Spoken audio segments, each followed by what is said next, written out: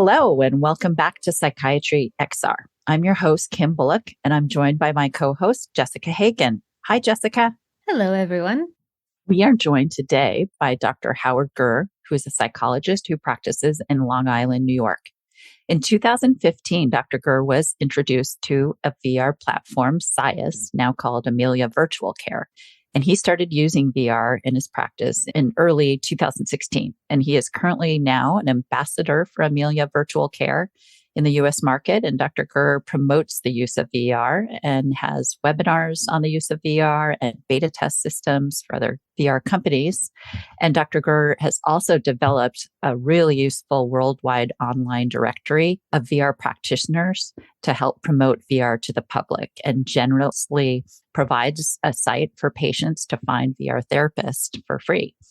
And he is also one of the few clinicians really focused on VR that I know and has real virtual world experience integrating XR technology into practice. And he has been so helpful and kind to me as an informal consultant and colleague as I continue to learn and incorporate XR into practice. He also is a fellow podcaster, although he's been at it a lot longer than us, being an early adopter of podcasts starting in 2016. He hosted a show called The Shrink Is In. Welcome, Dr. Gurr. Thank you, Kim. Glad to be here. Well, Jessica. Great to have you. Well, I thought we could just kind of dive in maybe with your history. What exactly got you using VR in your practice? Was it just a random event, or was there a story behind it? Yeah, there is a story behind it. I have to start off by saying, basically, I'm a tech geek, and I accept that title gladly. And I've always tried to find ways to incorporate technology in my private practice for efficiency, either in terms of managing my practice, even the billing of the practice, and using the internet as a vehicle to market myself. So I was one of the first people, I think, that had a website. I think it was 1999, and I had a dial-up account. Remember those things? And it was $19.99 for a dial-up account, but $24.99 if you wanted a website. So I figured, all right, I'll make a website. And I found a way to make a website out of Microsoft Publisher 98. And they had a module where you could create a web page, and I did. And I was one of the first people out there with a website, which got me a lot of business until everybody else joined in. Yeah. And then around 2000, I came across Skip Rizzo's work, where he had a virtual classroom. And I looked at that and I think that's a great way to assess and treat kids with ADHD. Because at the time, all we really had was rating forms, which I think they still use, and something called a TOVA or the Connors CPT, which were computerized tests that as a clinician were incredibly boring to administer, because you had to sit there with the child and then they had to look at a black screen and hit the mouse when every letter came up except the letter X. That was the diagnostic tool. So I contacted Skip and I went, hey, this is great. But at the time I reached him, he had already sold it off. I think PsycCorp bought it from him. And he moved on to other things. So he obviously worked on, PTSD and Brave Mind and all those things. And then I basically tabled it. And then around 2005 or 2006, I wanted to do virtual reality therapy. There was one company that existed at the time out of Atlanta, and they had a platform, but I wanted to be remote because I wanted to do only public speaking anxiety for executives. It's very specific. Yeah. I thought that was a great market, but I didn't want them coming to me. I figured if I went to their offices and I could just be mobile, that'd be great. Wow, that's very forward thinking. Yeah, but it didn't work. So what happened was that company said, no, it won't work. You need a much more heavy duty processing and it won't work on a laptop of any sort. So again, I tabled it. And then around 2015, I was at a workshop on technology and private practice, and the presenter just kind of threw out, oh, and there's this company in Barcelona that's working on virtual reality with Samsung phones. And I went, there it is. That's it. And so at that point, I introduced VR into my practice. But I spent probably 3-4 months bothering everyone I knew because I had to play with it. I had to get more accomplished in using the platform. And I didn't want to open it up into my patients until I felt comfortable with it. So I bothered every relative and every friend I had, and I made them go through it. After about 3-4 months, I figured, all right, I'm ready. And that's when I started using it in my private practice. So that was around 2016. Is that right? Yeah. Early 2016. Got it. And I've been using it ever since. Now, I can't say that every patient I have is a VR patient and that it's appropriate for every particular problem.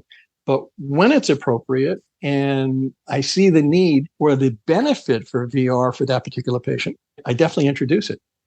And since the pandemic, I've been doing everything remotely, which is, I guess, not the typical way that people use VR, but it's becoming that way. Yeah. The Amelia platform just lends itself to that. So right. It makes it easy. Yeah. So in the current, coming to the present moment, what platforms or tools are you using in XR? Are you just using Amelia or anything else that you're using, or is it strictly Amelia? It's mostly Amelia. When I was seeing patients face-to-face, every platform, I think, has its limitations. Yeah. And they can only go so far. And it's important to kind of individualize the VR or the virtual environment experience for the people who have specific issues. Mm-hmm. And so when I was seeing people face to face, it was really great. I would use an Oculus, download specific 360 videos. Right. So, for example, I might have someone have difficulty with insects, and I would have them go through the virtual environment with insects with me in the office. Because I was always concerned really about re-traumatizing people if they did stuff on their own that was reminiscent or would re-spark their phobias or anxieties.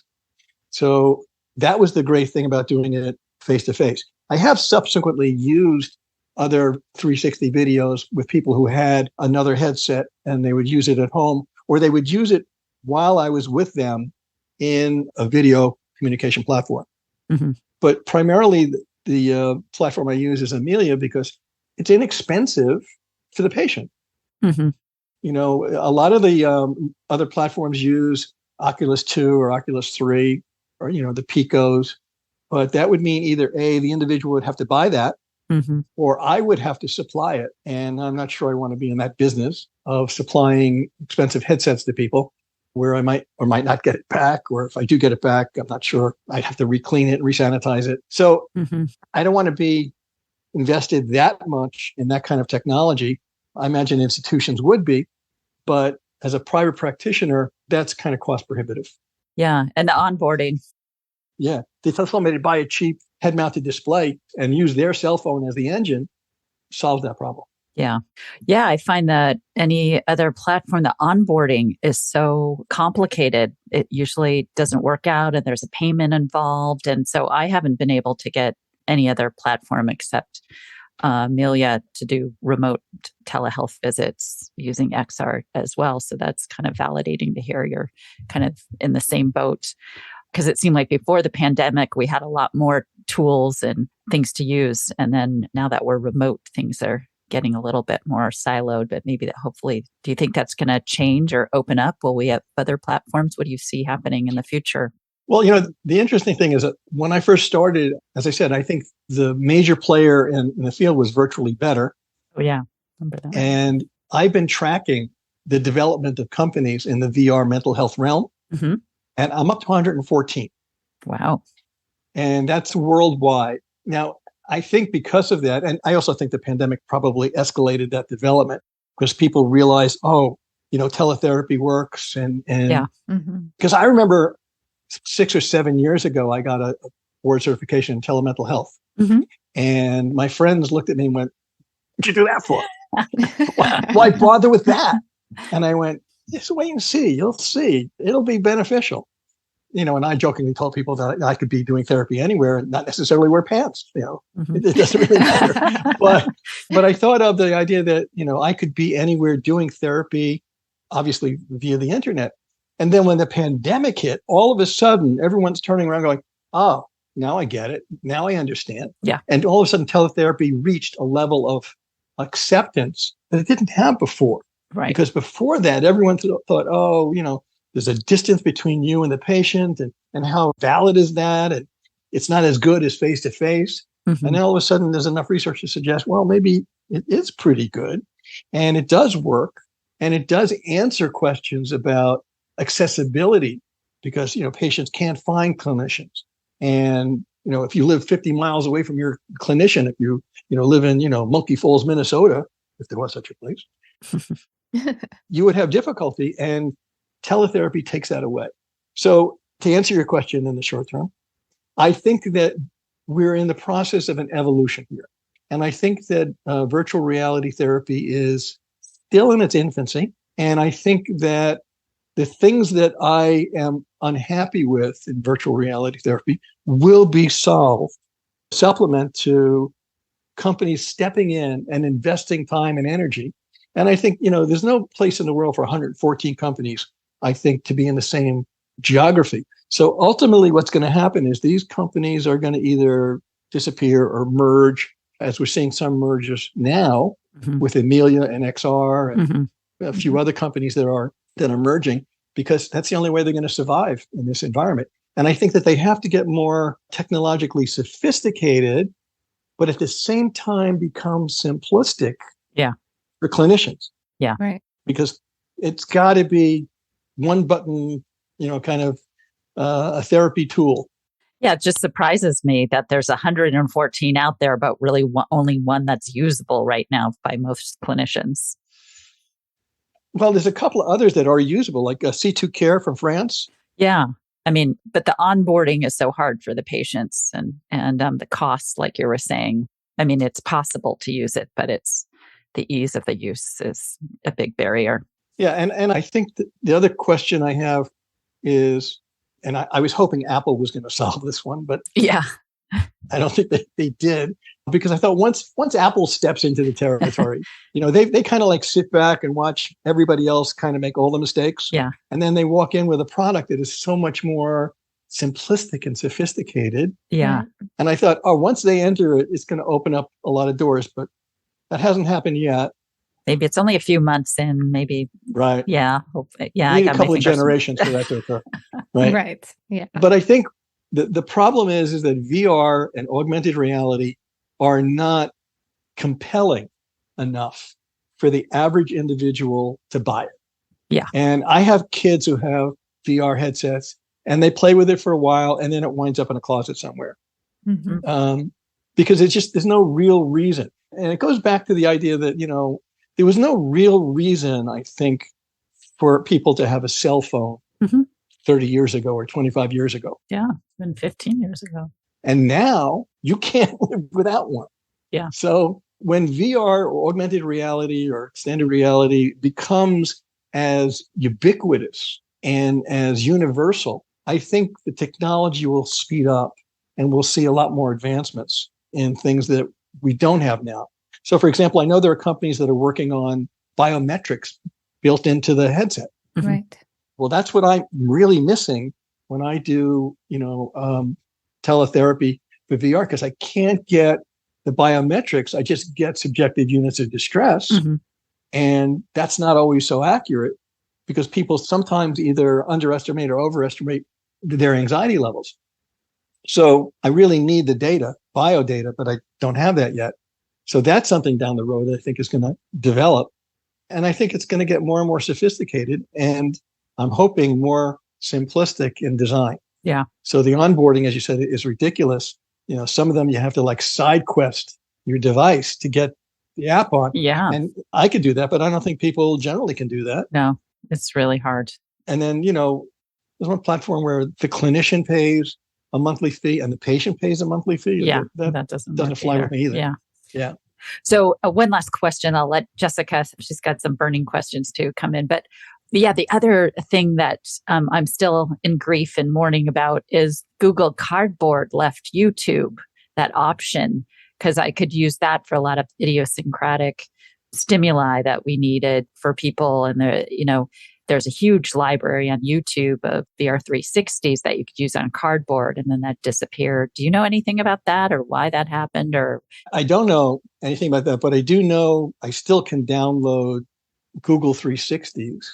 Yeah, but it's not in the cardboard format that you could put it in a headset. As far as really? I've tried. Yeah, I really don't know about that. Okay. Because as far as I know, because I haven't downloaded any of them for patients recently. Uh-huh. I have maybe 6 months ago I did, but I haven't recently. Yeah. Although maybe you can, and maybe you know how, and yeah, let me know. Well, I'll look into it. Okay. If I come up with an answer, I'll let you know. All right. I'll turn it over to Jessica. Actually, Dr. Gurr, I wanted to circle back a little bit. So you said that there's still a lot that's missing within a lot of VR experiences. What are some of those things that you feel are missing or that maybe companies are not necessarily doing correctly? I think when you have standard computer generated virtual environments, you can't cover everything. And so you come up with a generic version of what you think that patient may need. So if it's a driving phobia, you come up with a generic driving virtual environment. But I've had people would say, well, it's not so much the road. I don't like when the road's crowded, or I don't like when there's a shoulder on a road, or I'm on a higher road and I could look down. And so there's no way I think that a company can generate the variety and range of virtual environments I think that clinicians would use. So I always think that it's important for them to have the ability to import into a platform a virtual environment that meets that need or is close to that need, that is still controllable by the clinician. And there were companies that did that, which I thought were great. You could download a Google Earth video or an image of, let's say someone had difficulty on a particular corner, they had a car accident on a corner. You could download that corner and now you could kind of work through their anxiety. Or, the YouTube 360s that work, that kind of thing, where, because you can't have a library, so to speak, of all the virtual environments that people need. Right. So that's one of the downsides. I wonder if AI is really going to help with that in the future. I wonder if you'll be able to create virtual environments kind of on the fly whenever you need, utilizing AI. That would be terrific. That'd be amazing. Yeah. I have one other question now that we're talking about Amelia and usability and tools. Do you know what's hindering them to releasing the practice in between sessions? Because before the pandemic, they could take it home and practice their cue and their scenarios. But now you can only do it with the practitioner in the room. So what's holding up having homework reinstalled for Amelia? Is there some regulation? The homework still exists. Yeah, but it's only relaxation homework. It's not any exposure homework. Right. So I've asked them about that. Uh-huh. Because the first iteration, you were allowed to have a session and you could use that for homework. I think their concern was something to do maybe with the FDA and concern about potential litigation if someone gets re-traumatized because they're using it on their own. Yeah, I was thinking something happened, liability. Right. And so I asked them about that and I said, that really was beneficial. Mm-hmm. And they said, well, we're working on that for next year. Got it. Okay. So I think they're planning on it. Okay, great. Yeah, we got to have them on the podcast pretty soon. Yeah, I think they're one of the major players. Like even, the idea of using Samsung Gear VR and headset, other companies followed them. They were the first. And I think that they opened up that door and all of a sudden all these companies realized, oh, this is a viable option. It's not that expensive to operate. And it created a whole different therapeutic model. The theory is that it takes 20 years for technology to eventually become enmeshed in mainstream clinical work. And you would think, well, VR has been around for a long time. But my theory is that we're only at year 7. Why is that your theory, year 7? Because it's been around for so long, but no one knew about it. Right. And there wasn't enough research. Even if you look at the research, like 1985, I think there was one research article on VR in therapy. And in 2017, there were 1,000. But even though 1,000 seems like a lot, it's really not a tremendous amount of research articles. But I think that 2015 or so, or 2016 is really when it happened. Like 2016 was supposed to be the year of VR. It was supposed to be the year VR was going to explode. It never happened.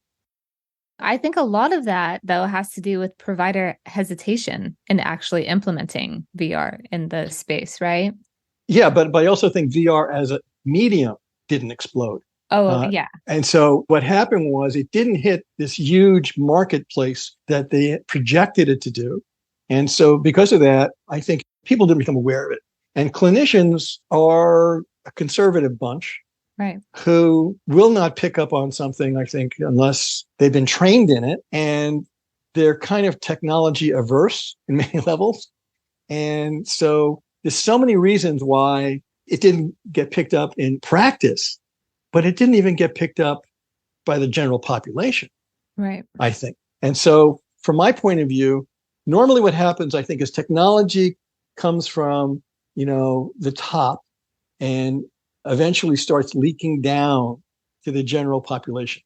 So technology might be in medical practice of some sort, and eventually it becomes part of our everyday usage.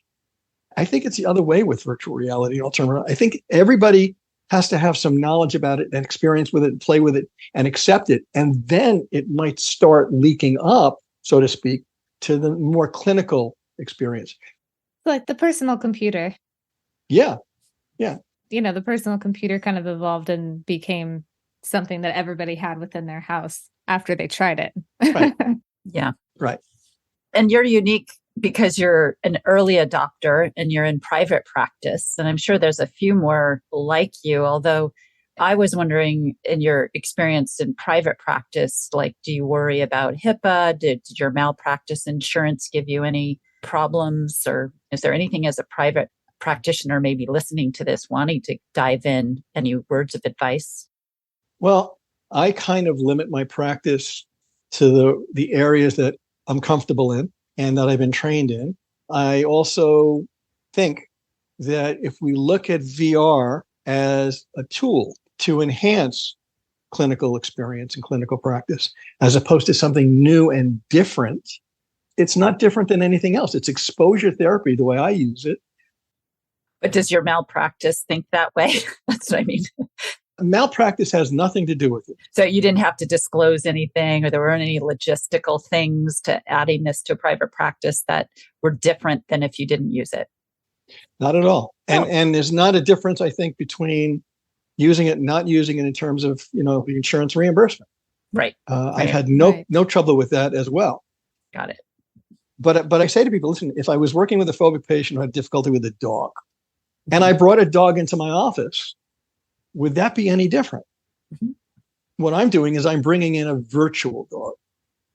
The difference between me saying, okay, sit here, and I want you to imagine that there's a dog in front of you, and using imaginative tools in traditional therapy, yeah, I could do that. And people have done that for years and years and years. But it's not as efficient and it's not as effective as doing it with virtual reality. Okay. So they're not worried about cyber sickness or collection of privacy or anything about, did you disclose it? Do you have to disclose it in malpractice? I do disclose the possibility of cyber sickness, Mm-hmm. but the way I work the practice, for the most part, there is no HIPAA compliance issues, because even, Amelia doesn't really know who I'm working with. Everybody's anonymous. Yeah. I know who I'm working with. And so my notes are all my notes. They don't have notes. Okay. And I asked them about HIPAA compliance issues, and they swear that they're not keeping any data. So I understand the HIPAA compliance concern, but from clinical experience, I've had no problem with any of these issues. That's great to hear. It's just a matter of adopting another tool. And that's another thing in terms of private practice, I think. I think clinicians make a mistake. And the mistake is born out of their training. So, for example, I think it's the American Psychological Association's standards that for a program to be approved, accredited by them, they can't really have any business classes. They can't work that edge of, psychology in terms of promoting private practice. It's all research oriented. So people get out of school and they have clinical skills and they have all their experience and training, but they know nothing about running a business, and they don't even see themselves as a business. So they figure, all right, I'll rent an office, I'll get a telephone number, and I'll print up some business cards, and I'm in. And that's a mistake, because that doesn't work. And so they have to understand that I think it's important to separate yourself somehow from every other clinician we're probably unique here. So I'm in Suffolk County and Nassau County, the major part of Long Island. Of course, Brooklyn and Queens are part of Long Island, but they don't see themselves that way. And so in Nassau and Suffolk County, there are 1,000 licensed psychologists per county. And I'm not including social workers, mental health counselors, marriage, family therapists. I don't know their numbers. I just know that there are 1,000 licensed psychologists. And so this is a unique area. So there's probably a therapist every block around here. But if you go to other parts of the country, that's not the case at all. And so here you need to differentiate yourself, I think, to make yourself, viable as a private practice. Yeah. So it's a business decision too. Right. Yeah. And I think the fact that, if you have to buy an IQ test, it might cost you $1,600, $1,700 for an IQ test. And so whatever the subscription is for a virtual environment package, it's a business expense. And I think people have to understand that, that business expense can be made up very soon if you have enough patients using that particular tool. Yeah. So I think it's important to see themselves as businesses, and they don't. Yeah, I get it. But then also for a lot of providers that are hesitant just to utilize the technology and whether the technology is going to be as effective in clinical practice, what would you say to them? I can only tell them that I find it efficient, and I will see patients under 10 sessions and resolve whatever their issue is. And I could not do that before in traditional therapy. And about a third of my practice are actually referrals from other clinicians. And so in the process of the therapeutic relationship, all of a sudden the patient would say, oh, by the way, I have to go to my brother-in-law's wedding and I haven't been on a plane in 20 years and it's 6 weeks from now. And the clinician might say, well, I'm not going to get to it in 6 weeks, but Dr. Gurr can. And so I would then get that patient for, whatever time period I needed to get them on the plane. And I'm not really stepping on the other therapist's toes because I'm not touching the other things. I'm very focused on what I have to resolve and work through with that patient. And then I send it back. And so it works so efficiently that I don't understand why people don't incorporate it. I just think at this point, it's like the gold standard in exposure therapy. Because the next step is bringing people to places. So would I have to, bring a person to an airport, get on a plane with them, do all the things that really you needed to do, but it's too time consuming and costly and inefficient. And VR is close to that and able to hit the same anxiety levels that I need to get through to train people to get over their anxiety on their own. All right. Well, I have one final question for you. So since this is psychiatry XR, and you psychologists are always ahead of the curve, and you've been doing this for 3 decades, and psychiatrists are just coming into this, do you see any special role that psychiatrists could play or anything that's unique for psychiatrists versus psychologists in this XR realm? Yeah, I think there are areas that we as psychologists aren't really going to touch.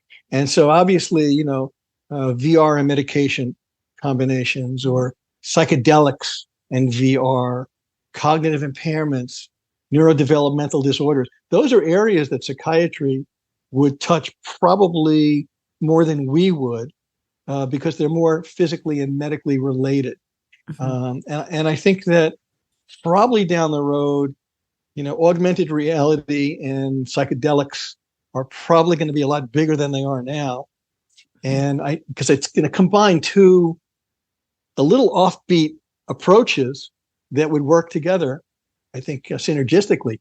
So I think that anything having to do with psychotropics and VR and medication VR, yeah, that's your realm, not mine. Got it. All right. Well, any other thoughts or anything else you want to say or thoughts about what the future of XR is going to look like? Well, here's my dream. My dream is born out of, and again, I'm going to date myself on this one, Star Trek, the second iteration, where they had the holodeck. And in the holodeck, what would happen is it's a big, large room, and they would use it for rest and relaxation because they're on a ship, not going anywhere. But what you could do is you could walk into this room and program the room to be whatever you wanted it to be. So if you wanted, I remember there was one episode where they all got dressed up in Western cowboy gear and they walked into this 1800s saloon that they created. Mm-hmm. And so they pushed the buttons and they created this saloon, and there were real life avatars Mm-hmm. in the saloon who they interacted with. And that's my dream, Mm-hmm. that if we could just individually program a virtual environment where someone has difficulty, let's say someone has social anxiety, Mm-hmm. you could create that particular environment. And, Yeah. it's interesting. I just had this thought in the 80s, my friend and I decided we were going to open up a therapeutic bar. And it was going to be a place where people had social anxieties could now mingle. And it would be, there would be clinicians in the bar with them, Mm-hmm. kind of coaching and helping them, Mm-hmm. which we never did. But that was the idea, that we would have a therapeutic, non-alcoholic bar scene, and people would practice. Oh, you never implemented it. Never did it. No. Well, it's not over. Yeah, I think there's potential here. Yeah. Well, that's where the virtual reality would. Yeah. Right. Yeah. Yeah. It wouldn't be a brick and mortar place. It wouldn't have Right. to cost anything. And I think people are going in that direction. Like, Yeah. for example, there's this company, Simly from Norway. Mm-hmm. I think they've been on Spitzy Mm-hmm. schedule. I've played with their platform, and it's pretty engaging. Mm-hmm. They have AI avatars Mm-hmm. that interact with a non-script format, Mm-hmm. and they basically respond to what you're saying. Mm-hmm. Oh, that's fascinating. I thought it was very fluid. Yeah, there's a lot coming. Oh, right. Well, I think we could make your dream come true. I see it happening. I'm hoping. Yeah. Well, thank you so much. Well, thank you for having me. Thank you so much for joining us. It was great. Thank you. And so that's it for this episode of Psychiatry XR. We hope you gained a new perspective on using extended reality in healthcare, and thanks for listening. This episode was brought to you by Psychiatry XR, the psychiatry podcast about immersive technology and mental health. For more information about Psychiatry XR, visit our website at psychiatryxr.com. Be sure to subscribe to the podcast and tune in again next month to hear from another guest about XR use in psychiatric care. And you can join us monthly on Apple Podcasts, Twitter, Spotify, or wherever you get your podcast. Psychiatry XR was produced by myself, Kim Bullock, Faiza Arshad, and Jessica Hagen. Please note the podcast is distinct from my own clinical teaching and research roles at Stanford University, and the information provided is not medical advice and should not be considered or taken as replacement for medical advice. This episode was edited by David Bell, and music and audio was produced by Austin Hagen. See you next time.